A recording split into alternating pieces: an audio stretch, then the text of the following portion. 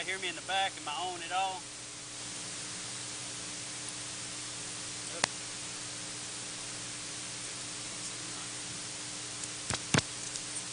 Am I coming out the speakers in the back there? Can you hear me at all? You may not want to. So, all right, we'll figure it out here in just a second. I've got this one on too. Ain't got any sound coming out of there either. All right, didn't seem like I lost a lot of people. That's good. Welcome back for the second installment of Christian Ethics. Let me go ahead and clarify some things. I was talking with Preston and my wife about this. Last week, if you were here and you left with your feathers ruffled, I'm not sorry, but let me clarify some things. I did say at the beginning of the class, and I'm going to clarify this again, this is going to be a very difficult study. This is going to be a very difficult class. We're going to talk about some controversial things. We're going to disagree. We're going to agree. So we're going to hit some places in this study where you're going to question me. I'm not going to try and question you or your responses, but this is going to open up for real, honest communication about the culture we live in, how we are contributing to it. Are we part of the problem? Are we being part of the solution? Trying to discover what is an ethical norm? Are we part of this that's trying to help with the cultural norm? And we're going to find out where the culture is right now, that we are contributing to some of it. And I think that's one of the things that needs to happen. In all honesty, that's one of the things that needs to happen as we take this journey through this study, is that we need to find out where we as a body of people, where we as individuals are contributing to the decline of culture, and whether it be just through being silent and tolerant, or maybe even promoting some of these ideals that are allowing these things to happen. And as we see this, for us to awake to that, to be honest about it, and then maybe be motivated to change from it. And if you're not motivated to change and you don't see anything wrong with it, that's where I said, sometimes and through this we're going to agree to disagree. But I think it's something that we need to talk about. So I may have come across a little hard last week, and that's okay. But let me say this, if I ever come across hard or even sound hateful, I promise it's not me being hateful to you. I'm passionate about the subject, and I'm very passionate about this life that we live and how we need to live it. And I have shortcomings just like you do. And like I always say, I'm motivated first. Before I say anything to a public crowd, I'm motivated and challenged by it first. So I've been convicted by these things, and I've had to take into consideration how I'm living and the decisions I make, and how I'm contributing to this culture. So that's just one thing I want to clarify, that this is going to be a difficult journey, but I'm not meaning to sound hateful, just passionate, but I promise I will step on your toes from time to time. That's just the way it's going to be. And I don't want to run anybody out. I'm not doing that purposely to make anyone feel bad or to belittle people. Sometimes it just takes brash statements for us to say, oh, well, yeah, that really is me. As preachers, Preston and I talk about all the time, sometimes we try not to individualize lessons, but there are people sometimes when you put together a lesson, you think about certain individuals, and those are the individuals that never get it. Goes right over their head. They're like, man, that was a really good sermon. I hope such and such got that. And you won't be like, I hope you got that. But, it's if I were to do that, I'm not aiming this at any individual, because if I were, that would never happen. You wouldn't get it anyway, because we like to compartmentalize a lot of things. And that's where this is going to get difficult, because it's going to allow for us to get out of that compartmentalization effort. So, picking up from last week, we discussed a lot of our cultural norms. We discussed a lot of those things and how they're contributing negatively to the culture. Talked about even minor things that we see as minor issues, as lying and cheating, and how they contribute to theft. And then we looked at the rise in teen pregnancy and children out of wedlock, and the fact that our two-parent households are now the minority in this country. We looked at the rise in sexual abuse and sexual assault of women and children, and the rise in pornography use and pedophilia and human trafficking, and all of these things throughout culture that are happening, but they have to start somewhere. There are things that are happening in their lives, starting with the minor issues, whether it be teaching them how to respect people or to talk to people or how to be honest or to do things with excellence, starting with those minor issues and how they contribute to the major issues that we were discussing. So we talked about that and where we were at, the fact we have a problem in our culture. We could all agree with that. We have a problem in our culture today and the people that reside in it. So we're going to dig deeper a little bit tonight. Next week we're going to talk about Christian ethics, where we as Christians, where the Christian worldview should stand ethically in the cultural worldview. But this week we're going to dig deeper with this problem and talk a little bit about the incoherence and the instability in the view of the moral truth that we were talking about last week. We briefly stated that where we have gone wrong, where we have kind of sidetracked, is the fact that there really is no moral truth now. The way that we live our lives, the way the culture lives out its views and its actions, all of these things, is the fact that my moral truth is mine, and yours is yours, and somebody else's is theirs, and what I believe to be right and true and moral is my decision. And you should respect that, and I will respect yours. And that's where we have got what I called last week this spaghetti plate of moral truths. The fact that no one knows, especially the younger kids growing up now, the teenagers, young adults, they don't know what is true. That's the reason there's a lot of kids in high school and in colleges trying to find a truth in their life. What is true? Is God real? Is God not real?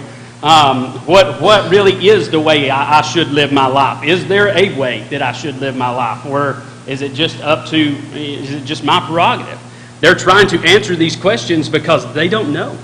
And we've contributed to that.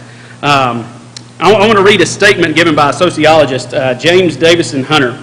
He said this. He wrote a book, the book was called The Death of Character, and this is what he had to say about our problem that we're enduring right now. He said, "We say we want a renewal of character in our day, but we really don't know what to ask for.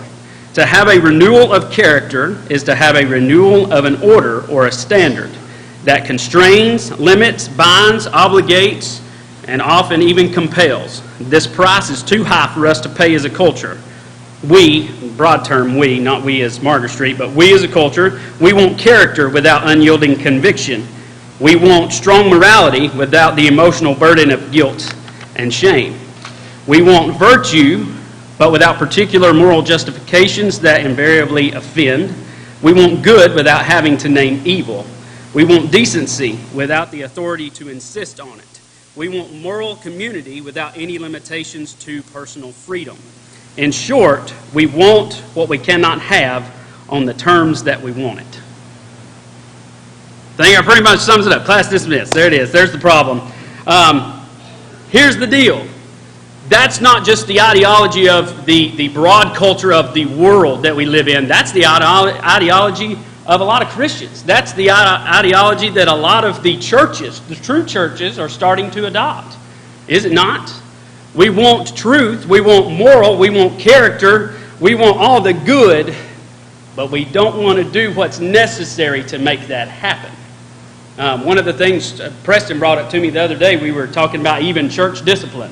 One of the things that we don't want to do is call people out or to go to someone and to discuss with them where they are in their life. We want good, but we don't want to do what's necessary to maintain good, even if it takes place in the church. And that's where we are a lot of times. A lot of the churches now, I would say not ours necessarily, but a lot of congregations are starting to adopt this ideology. And this is why it needs to be discussed. Is that there was a congregation the other day, let me share this. There was a congregation that my younger brother got offered a job to come and preach. And when they offered him the job, this is what they said. "We want you to come preach on Sundays, Sunday morning, Sunday night, and this is all that we want from you. We don't want anything challenging. We don't want anything that's controversial. We don't want anything that can be considered conflicting. What we want you to do is we want you to come in and we want you to preach a lesson that's going to make us feel good and build us up for the week coming. That's all we want from you." That church will be dead in 10 years. Period. Because they won't do what's necessary to maintain Christianity, Christian moral value, Christian ethics. They just want themselves to be built up and their character to be affirmed in the world. And that's a lot of where we're headed right now.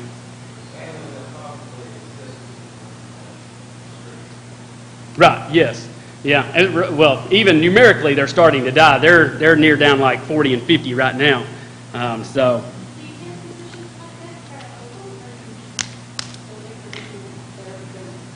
as a minister, I would say never take a position like that, because the longevity for your job will not be there. And ultimately, if the whole congregation is bought into that, you won't change a whole congregation. Not really. You may change some, but it would take a drastic, great effort to change an entire congregation's mindset. My opinion, of course, but it would. So. 1 Corinthians 15:33, yeah. There you go. Yes. So we're going to look at some of these things tonight. Tonight, I've already told people, they're like, my wife was like, I just need to know if I need to run when this is over, just in case I get a little brash. I said tonight was going to be a little less abrasive. So we're going to look at some of these things tonight. We're going to look at some of the statements that are made, and I say this because these are statements that are going to be made that we've heard, we've probably said ourselves, that are contributing to this idea of moral relativism that we're going to look at. And we're going to discuss moral relativism at the very end and what it means and where it's at. But I want us to look at these statements. What does this look like? What does this idea of wanting good but not wanting to name evil, this idea of wanting decency but not wanting the authority to insist on it, wanting moral truth but not really wanting to do the things necessary for it? What does this look like? What's happening is we have a muddied ideology now where we're saying, I believe in certain moral truth, but I don't believe in moral truth for everything. This is what moral relativism is the fact that I believe certain things are wrong. And across the board, many of us will feel like they are all wrong. But then I have my opinion that certain things can or cannot be wrong. And that's where we have this idea is that, okay, then what is moral truth? Is there really a moral standard that things are right and wrong? And some people say, well, yeah, this and this is wrong, but I don't believe this is wrong. And so we say, I attach truth to this, but I refuse to attach truth to this. Some examples. Across the board, we may say that slavery and sexual assault across the board, no matter who you are, slavery and sexual assault are wrong. And we would never participate in it. But those same people would say that and say, but I hold the belief that morality and moral truth is a matter of opinion when it comes to matters such as sexual ethics, sexual orientation, or even abortion. Those are my opinions. And you can't tell me there is a right and wrong when it comes to those things. I can practice sex any way I want to. I can claim any sexual orientation that I feel. And I can believe one way or the other on abortion, and you can't tell me any way because those are matters of opinion. But slavery and sexual assault, those are moral truths, and those are right and wrong. It's just wrong. You can't have an opinion on that. Does that make sense? Does it make sense to carry this ideology at all? No, absolutely not. We can't have that kind of ideology. Yes, ma'am. Yes.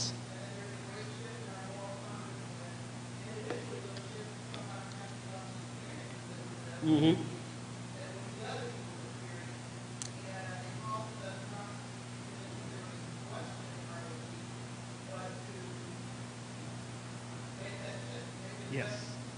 Yes, ma'am. I agree with you. And we kind of talked briefly about that last week, is where a lot of times that we will believe certain things until it happens to us. We will attach certain moral truth to things and we believe them wholeheartedly. Let's say homosexuality, for instance, and then when one of our family members or a close friend claims that then they are gay, then we start shifting our moral compass to that. Like, okay, well, maybe I don't really believe that as wholeheartedly as I thought I did. I like to believe our moral compass is like Jack Sparrow on Pirates of the Caribbean. It's just spinning. There's no anything. It's just sitting there spinning. So yeah, thank you very, very much for that. So this is where we're at, is that we have the these people, the culture that we live in, this moral relativism is we want to attach moral truth, but then we don't want to attach it to everything. That's what that means in short. So here's one of the arguments for that you'll hear. For those that believe in moral relativism, this is the one you'll hear most often. What gives you the right to judge? What gives you the right to judge? Here's an example that I was reading in one of my books. It was a story of a professor at Baylor who was involved in a debate on abortion.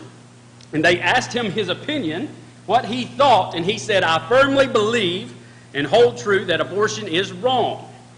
And as soon as he said that, one of the panelists jumped up in just almost hatefulness and anger and said, what gives you the right to judge? What gives you the right to say that? And he said, well, I actually have a lot of ground to stand on to judge.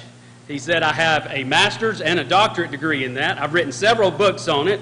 I've done countless seminars on it. He said, and I've given great contemplation and prayer to it. So I think I have a great place to give my judgment and my opinion on that. What was she really insisting? Not the fact that he was judging right or wrong. That's not what she was concerned about, is the fact that he was attaching a moral truth to something she didn't want a moral truth attached to. It didn't matter where he really stood. It was the fact that she wanted him to stand where she was. And that's what she wanted. And when he didn't, she reacted in anger. What she was really insisting, and this is where the professor got a little humorous. He said, really, what she was insisting is that no one should make a moral judgment on a person. No one should be narrow-minded and judgmental. But when she responded, that's exactly what she did to me. She was being narrow-minded and judgmental and attached a moral truth to me, that I was judgmental and hateful and narrow-minded. So everything that she said that I shouldn't be, she was being to me. And that's where this whole what gives you the right to judge thing starts to lose its bearing a lot of times, is that these people, when they say what gives you the right to judge, they're saying no one should have the right to tell anyone they're right or wrong in anything, because I don't want to believe that that is wrong. But where that starts to fall apart is when those people are a part of a great injustice against them. And then they say, that's wrong. Well, what is wrong? What is wrong to you is right to me. And so you can't say that. What gives you the right to judge that I'm wrong? Because you told me that I couldn't do that to you. And that's where this starts to fall apart. So then that's what we're losing here. Here's the next one. Follow your conscience. I think that's one of the most used pieces of wisdom that we've given people that we should not give people. Almost like when the whole DARE thing came out, Say No to Drugs, and it said, we even talked about don't talk to strangers, and all of this was in that DARE program. 85%, close to 90% of the kids that are abducted and sexually abused are abused and abducted by people they know. Don't talk to strangers had a huge hole in it because the statistics weren't there. This, follow your conscience, has a huge gaping hole in it. This is the Jiminy Cricket view of morality. Jiminy Cricket said to Pinocchio, follow your conscience, basically. Pinocchio follows his conscience and ends up in more trouble than he was before. Makes a lot of bad decisions, ends up in a whole heap of trouble, and can't get out of it. So the conscience for Pinocchio was not a great guide for him. The conscience for people in general, a lot of times, is not a great guide for us. Professor Michael Miller said this. He argued it this way. He said, people say they want ethics. They say ethics is following your integrity and conscience. That is exactly what is being taught in ethics classes across the country today. That following your integrity and your conscience is ethics. And he begged the question. He said, but what if you have a conscience that's poorly formed? He said, what if you're a jerk?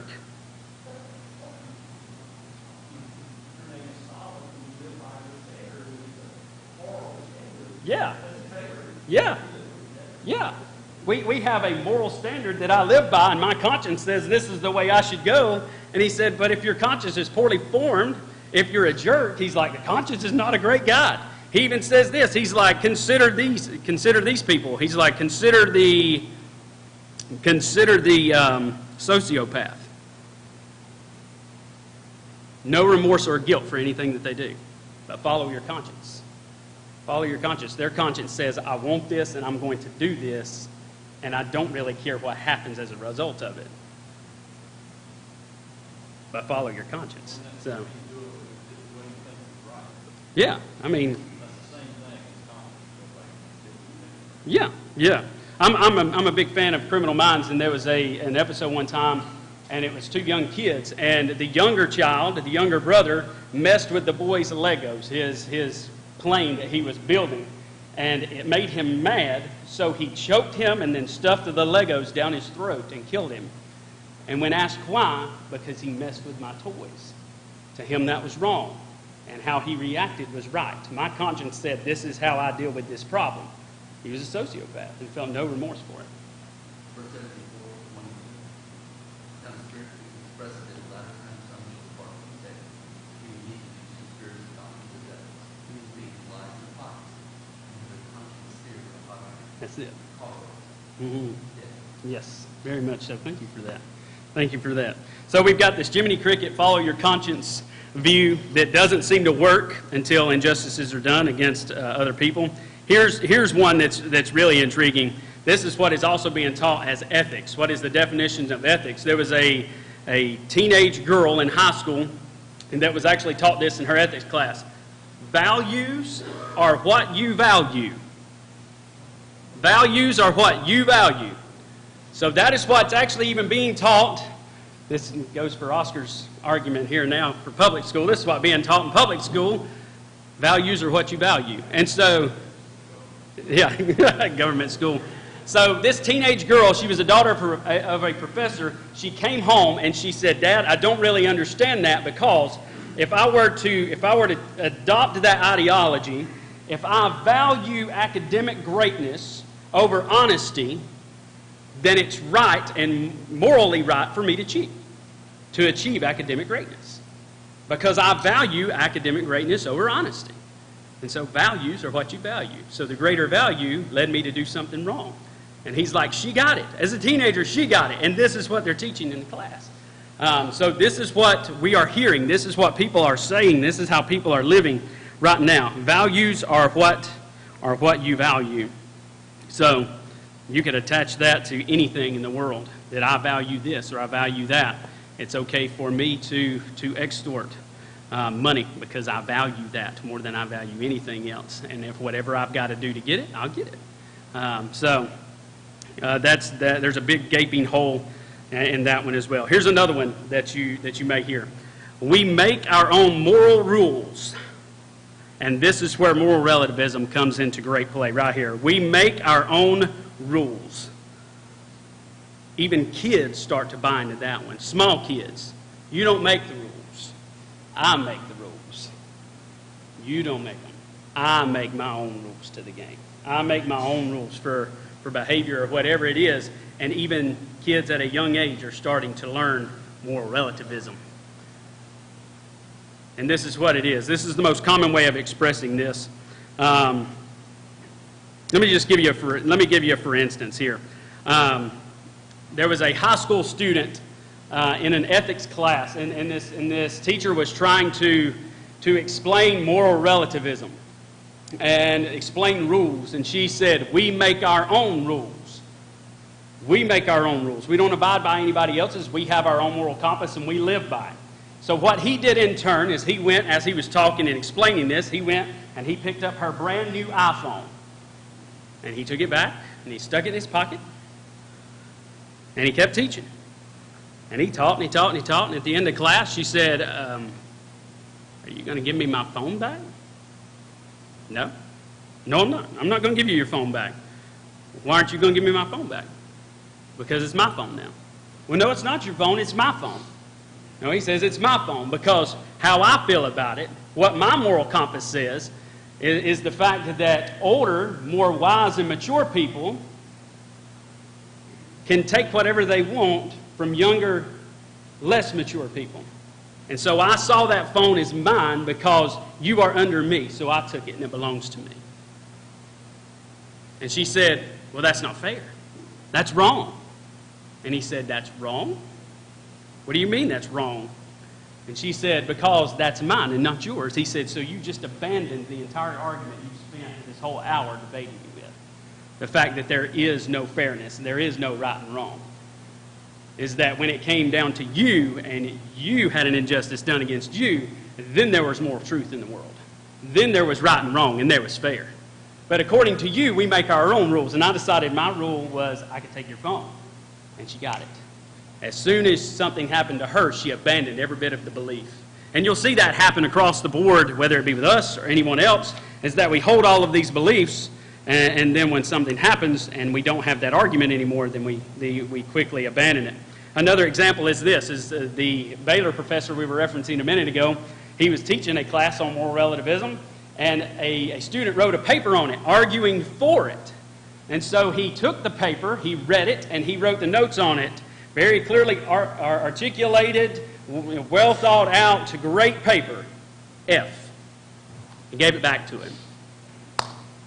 And he went nuts, livid, and said, what do you mean I'm getting an F? You can't give me that. And the point is that why can't I give you an F? Your argument was that I could do whatever I want, and I decided the paper deserved an F. And he said, but in all fairness, sir, it deserved an A. And he said, so basically what you're saying is that you don't agree with the paper you're arguing for right now. The paper that you're arguing to get the grade for, you don't believe in what you wrote. And he called him out right there. And that's what we're dealing with. That is the ideology of many people in the world right now. So what is the overriding problem? What are we really dealing with? And this is what I've gotten written down. We are dealing with an internal struggle of individuals who want to attach moral truth in certain areas but cannot accept the truth in others if it violates and contradicts their views and principles. That's what we're dealing with. We want moral relativism, but we want truth where we want truth, period. And this is where I said it's not going to be as brash and abrasive, but this is where I dropped the hammer. Politics. I have a right to vote for any candidate I feel, and you do too, as long as you vote for mine. Well, nobody really carries that view, Casey. Really? Let's go back, and I want everybody to go and look at their feed on Facebook for the past 6 months before the election. Christian people themselves, we can probably attribute this to some of our own character, ripped each other apart over the last 4 months over political views where we agreed and disagreed. And we held the stance that this is truth. And it is truth as long as you agree. And you can't disagree with me at all. And if you disagree, then it's just your opinion. But how I feel is truth. Our political stance that we took. I actually discussed this with one of my professors, that it was appalling to consider the interaction that fellow Christians had over social media leading up to the election. It was devastating, disappointing. I don't know. It was bad to look at your feed and just to see people and to see the things people wrote about one another and see people attack each other over opinion that they thought was truth. Even if you were voting for a candidate that did not promote moral living and moral actions, you still had that right to vote for that person, just as much as the other one had to vote for that one. But we attached our own truth, what we wanted to be truth, to someone else, and if you disagreed, it was your opinion. You see, we in the church even let ourselves get caught up in moral relativism a lot of times, is that we're seeing the world in a way that we want truth if it fits our version of it. If it fits our version of it. So the way I believe, that's truth. That's where in this class, and I'll bring that up, that's where in this class when we talk about Christian ethics, that we come to the truth of what Christianity and ethical living as Christians in the world should look like on a broad scope. Who we should be in the world. Because we are trying to combat some of this, but in that we're spinning our wheels. As my wife would say, we're on the hamster wheel because we're contributing to part of the problem a lot of times. I'll be honest with you. Based upon leading up to the election, this whole moral truth idea that we're looking at, based upon everything I read just on social media leading up to the election, if I were a person on the fence of deciding whether to be a church member or not, I would have declined before the election was over. Based upon the interaction of watching Christians disgrace each other over their opinions. And that's where we stand with that. So looking at that, even think about this. We attach truth to child rearing. This is the way you should raise your child, and if you disagree, it's your opinion. Well, this is truth for me. You raise your child. Look, there are certain ways we need to raise them in the Lord, but how we go about doing that at times is your prerogative, and we don't need to attach moral truth to that. And if people go outside that box, that they're wrong in the way they raise their children. Period. I was thinking about even sports. You know, Alabama is God's team. Okay, if you don't root for Alabama, then you're wrong. You know, there are certain, not all Alabama fans are that bad, but there are some out there that are that bad. And there's Georgia fans that are that bad. But when it comes to sports, people will rip each other apart over that, over their teams and over the things that you say about them. People will get just uncomfortable when you start talking about their teams. It's opinion, and we attach moral truth to it. One of the things that made me laugh, and I want to bring this up just for I guess argument's sake of this, is that there are people right now that believe wholeheartedly in essential oils. That's fine. But the moral truth isn't that it makes everything better and it's better than all the medication in the world. There are some needs for medication, you know. But there are people in the world that will say essential oils, that's God's medicine, and you better use that and nothing else. And if you use anything else, then you're disgracing what God's given us. And people will say, this is truth. And if you disagree, then you're wrong. And that's where we've gone with that. These are some of the silly arguments that will take place over us believing that something is so true that we'll state it as fact. As fact. And this is this idea of moral relativism today. So this is what it's led to, that ethics is no longer what we established last week of how one ought to live, but ethics now has become how one chooses to live. That's how we view ethics. That's how we define it. That's how people live it out, is that it's not how one ought to live, but how we choose to. So how you choose to live is your ethical standard. How I choose to live is mine. And we will coexist within it. And that's one of the words that's being promoted widely today, is to coexist. Coexist. You are who you are, I am who I am, I believe how I believe, you believe how you believe, and we should be able to coexist in that, and there is no moral truth to any of it. Yeah.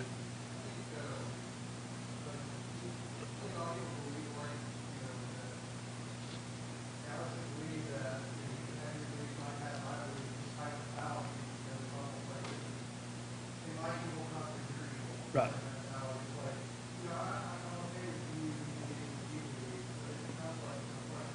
Mm-hmm. Yeah. Yes, you're exactly right. Yes. It really is a battle of wits. That's what it comes down to. Who's going to argue the longest? Yeah, who really has the upper hand in all of this? So this is what we're going to end with. Here's the question that I want you to ponder for the next 2 weeks. Next week we're going to discuss Christian ethics. So if this idea of moral relativism is taking the world by storm, is there a moral truth? Is there a moral law? Is morality and ethics really just a human creation, something that we decide on, or is it something that's transcendent, something that's been established, something that is not bound by time or culture? Is it really something bigger than us that we inherently know and can live out, or is it a human creation? That's what we're going to discuss. Who was it? Go ahead.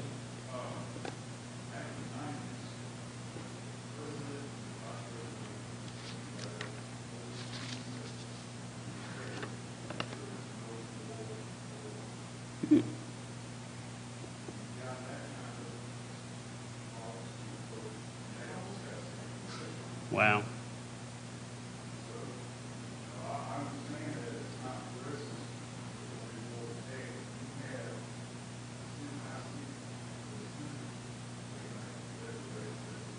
Yeah, yes, sir, it is. Very much so. Cool.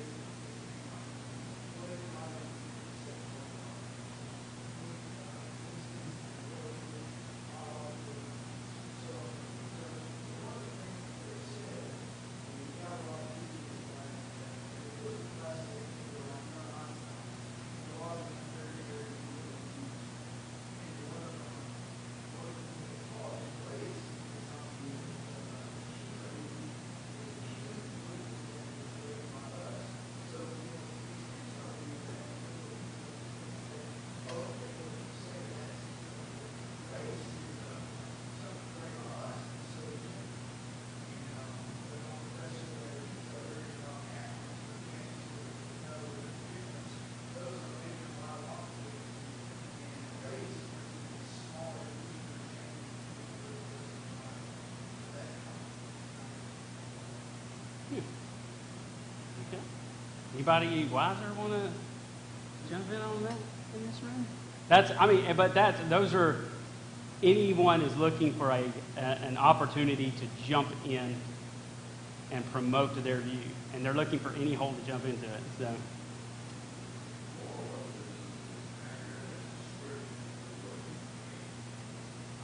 Yeah. Everyone has their own set of values and going to the Bible. Right. It doesn't mean when you reject the fact that there's a true set of values that's true, described, internalized, Yeah. and ours to live our life. Right. Yeah. But you behave one way, you cover with one thing, Right. I cover with something different, Yeah. and that's a reflection of our internal values, which are very active. Right. Yeah. No, I agree with that. I think one of the problems that we were really discussing in that is trying to push that on other people a lot of times. Is that right? Rejection that there is a truth and that my truth is mine and you should believe that. Yes, ma'am.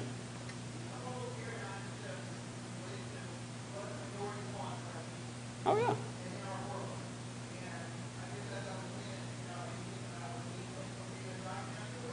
Mm-hmm.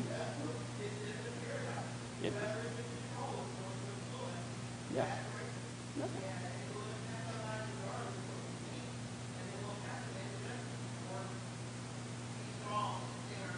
Oh yeah. Right. Right. You think about a lot of the arguments that we make to people, there are certain truths that we should stand up for, but a lot of the arguments that are made that are publicized are really things that we want. They're not really truth. It's just, like you said, it's what we want. So, go ahead.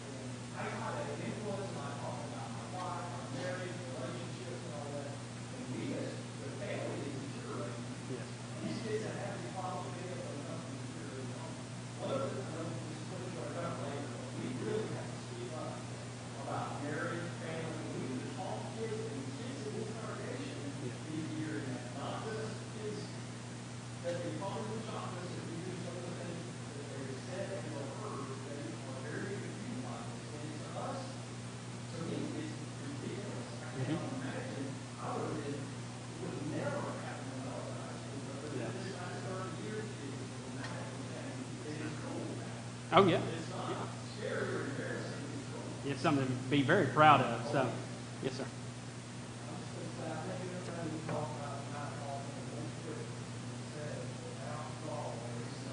That's it. Yeah, you're exactly right. I want to go back to, we're going to wrap this up, promise.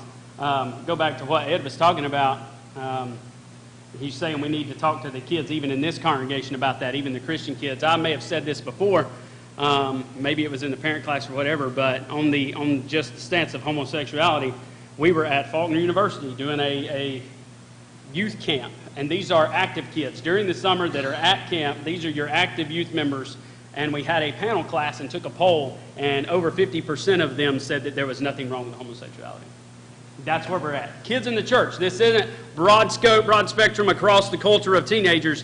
Teen kids, members of the church, over 50%. Nothing wrong with it. So there has been a shift, and we need to. Yeah, there is something happening. Go.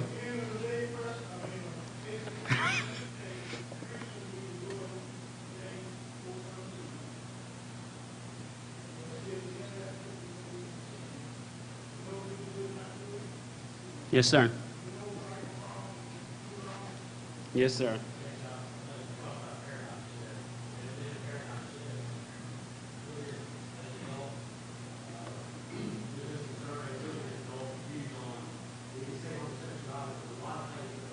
Oh, yeah.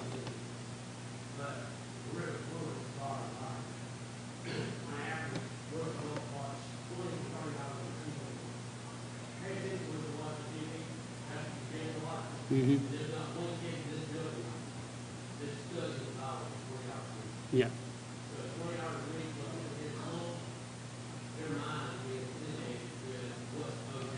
Mm-hmm. Yeah. Right.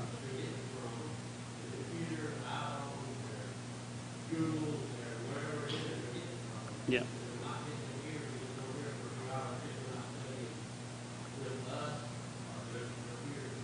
Yes, sir. Yes, sir.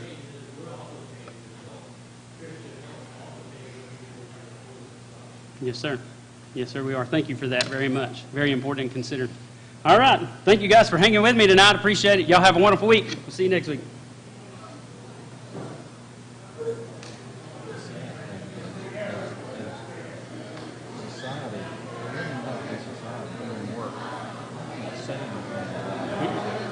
Nope. They're making my hand what they want to be. Yep. I can't do it. I can't say a thing about your religion. I can't say nothing about your orientation. I can't say the way you look, white, Yep. female, male. Gotta stay with it. They'll fire. Yeah. You'll be fired tomorrow. Yeah. Yep, That's you're right. hard. It is hard. It's hard. Because